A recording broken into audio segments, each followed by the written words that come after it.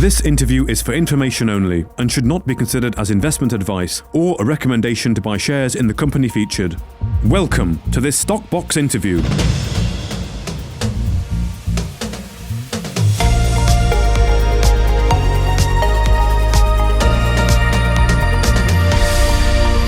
Joining us today is Mike Whitlow, the MD at ECR Minerals, and Mike Parker, the recently appointed consultant geologist. Thank you both for joining us today. Mike Parker, if I could come to you first, please, and just really get a bit of an introduction to yourself, an overview, why you've joined ECR here, what your aspirations are with the company.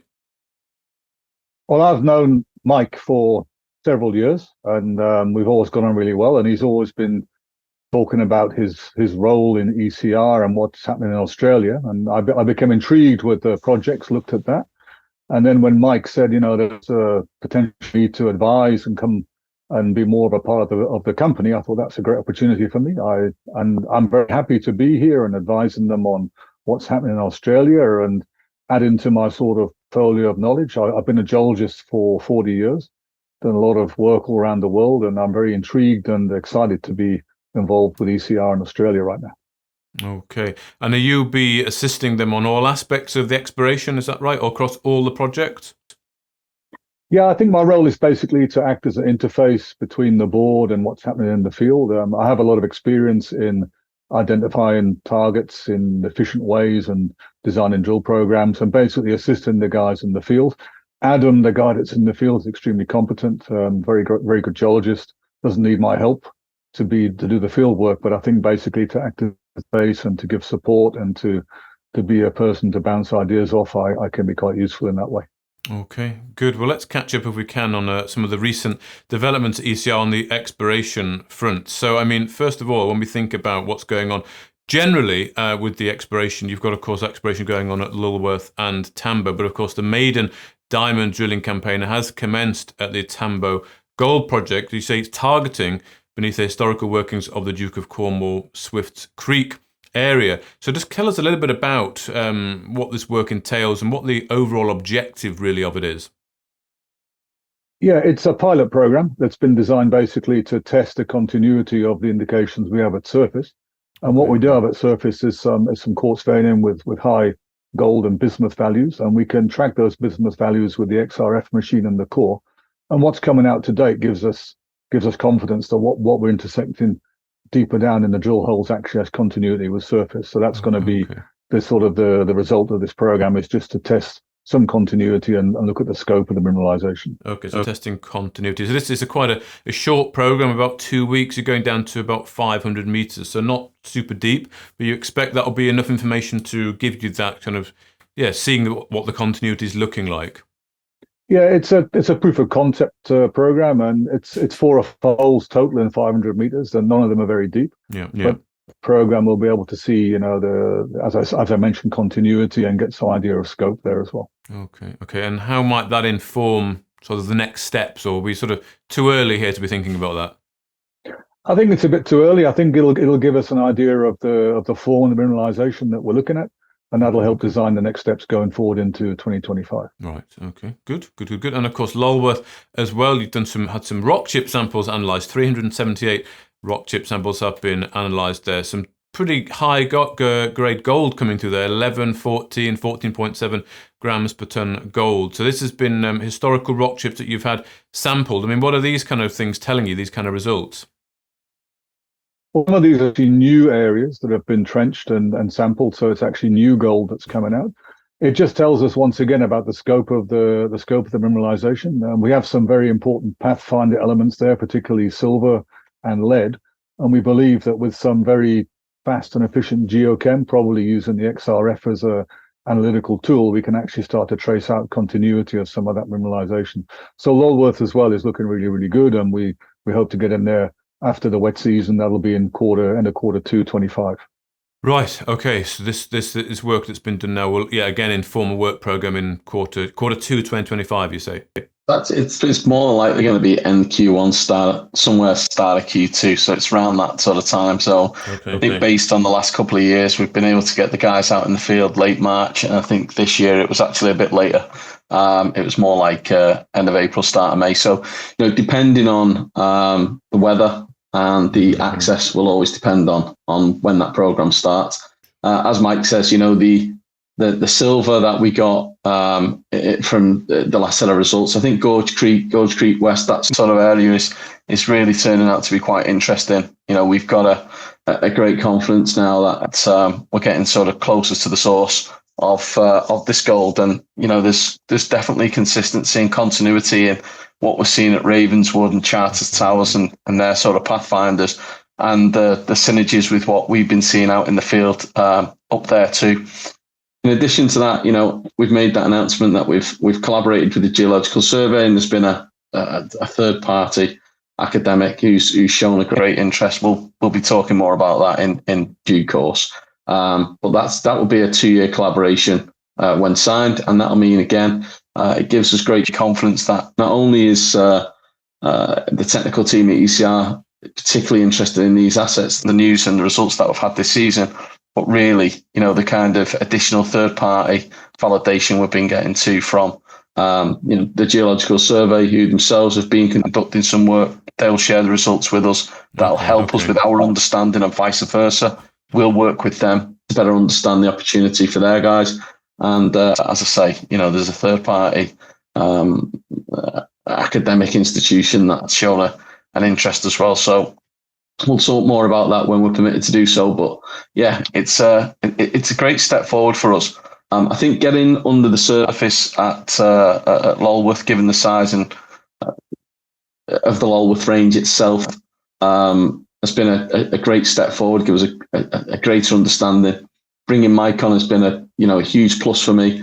Known Mike for a number of years, got a good relationship. I think some people thought, Mike Whitlow is licking his finger and putting it in the air and seeing which way the wind blows to make some of these decisions and informed choices along with Adam. And that simply just isn't the case. And I think, having the benefit of Mike and his time now is hugely beneficial for shareholders and for us as a company too. So, thoroughly pleased to have him on board.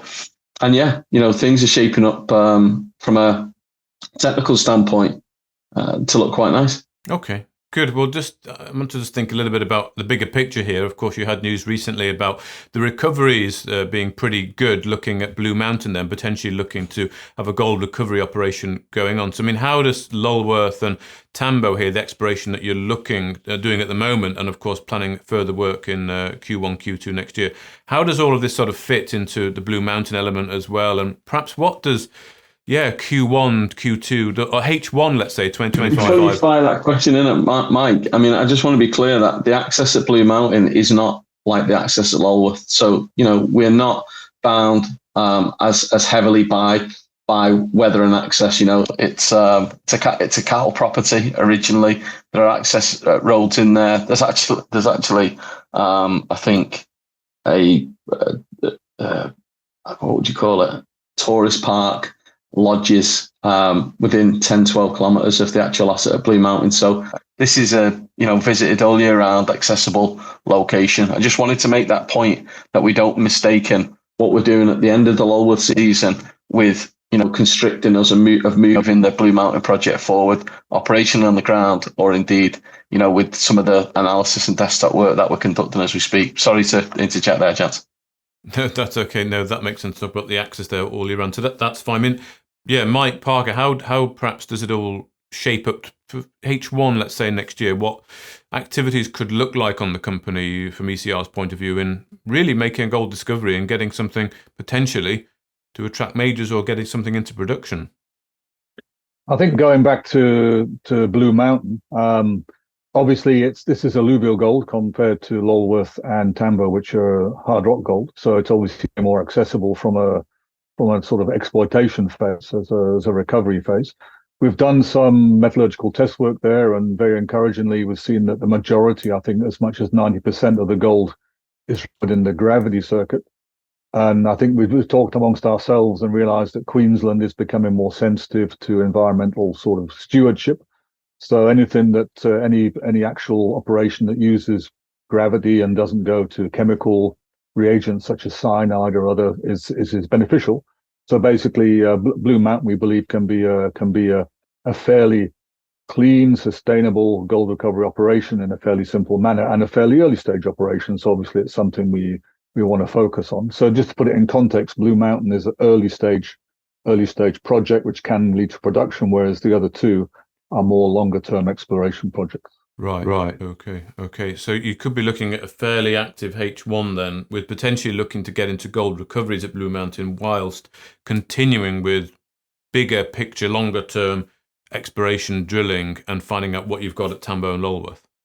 Yeah, I think that's a fair comment. I mean, look, we're talking about H1 next year when we're talking about Blue Mountain. I mean, we should be talking about Q4 this year as well. I mean, we've still got a bit of time left. There seems to be this attitude in the city of as soon as you get to December, everybody stops and the parties and fireworks and party poppers start going off. I mean, that Mike and I are northern men.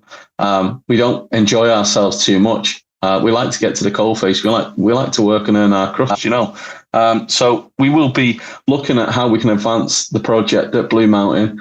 A lot of internal discussion, planning and preparation, looking at the data, putting all of this together to see how best we can take that project forward. And of course, the likelihood is we will have boots on the ground in hopefully early Q1 early first half of next year. Mm-hmm. And, there are a number of things technically that we need to do, boxes to tick. It's a pretty simple method of producing gold. We saw that from the gold that we run through the pilot plant or test plant this year. So it's not a particularly complex method. As Mike says, it's environmentally friendly. We think it complements the sort of way that the state of Queensland are wanting to progress projects. So we think that's fantastic. And we've got the landowner on side as well. So, all of those are big ticks in the box. It shouldn't be that difficult. We probably want to have a look at this, inferred resource report, maybe a CPR, NI 43101, just get something of a technical opinion that people can hang the hats on. Because at the moment, whilst it might be exciting to us as a company and as an internal team, there's still some, external confirmation that we need to provide. And of course, it's our view to get that into production as soon as possible, generate revenue and give investors, again, what they want. We said this when we came into the job. We know what investors want and we know what we need to do to get there. And we're hopefully doing it as quickly as we possibly can. Again, to reiterate what I've already said, there's been people sort of make suggestions, well, they do a lot of talking, they don't do a lot of delivery. Now we're starting to deliver at the fun end of this business. And it's great to have Mike on board as part of that too. Good. Well, let's just finish off, Mike, if we can, on, of course, the tax losses, which have been something that's been in the company for a very long time. So you signed an exclusivity agreement with an interested party who would be considering to, in fact, take Mercator Gold and those tax losses. So a deposit has been received. So these guys are obviously serious and the negotiations are ongoing. So, I mean, could we now, after a long time, probably, 10 years plus, actually see some crystallization from these tax losses? Yeah, absolutely. I mean, I've said it about the assets within the business, and I'll say it about and of which the tax losses and non-core are still assets, right? So, this as a business has been incubated long enough. It's our job now to start to unlock that value. And, we chose a party to run with.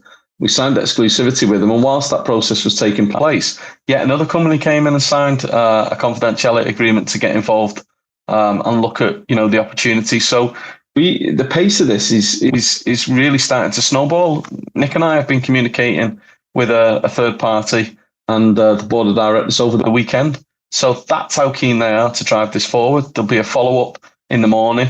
As soon as we've got something that we're all happy with, the market will be informed. And it's significant. We're not talking change down the back of the sofa anymore. We're talking a material amount of cash that will underpin the value of this business, underpin its capital position, give us confidence in when we're looking at how we're going to develop our assets and get to revenue generation at Blue Mountain or indeed any additional assets. People seem to always assume that we're only focused on these assets. Anything else comes across our desk, we've now got more capacity to look at that with Mike Parker being involved with the business. So, we're looking at all options. But the ultimate message here is we're not going to do anything crazy. It'll be in the best interest of shareholders. Nick and I have been paid in stock as of the board for the last 13 months. 90% of that remuneration came in shares. So we're in the trenches with the shareholders. We'll do what's best for them. And yeah, I mean, it's fantastic piece of news. These tax losses have got a huge value, and it feels really like we're at the business end of that transaction too. So yeah, it's fun. Okay. Fun times ahead. Good. Well, thank you very much, Mike Whitlow and Mike Parker from ECR Minerals, for your time today. Yeah, no worries, Mark. Thank you, Mark. Yeah, thanks. If you enjoyed this interview, then give us a thumbs up, a like or a retweet.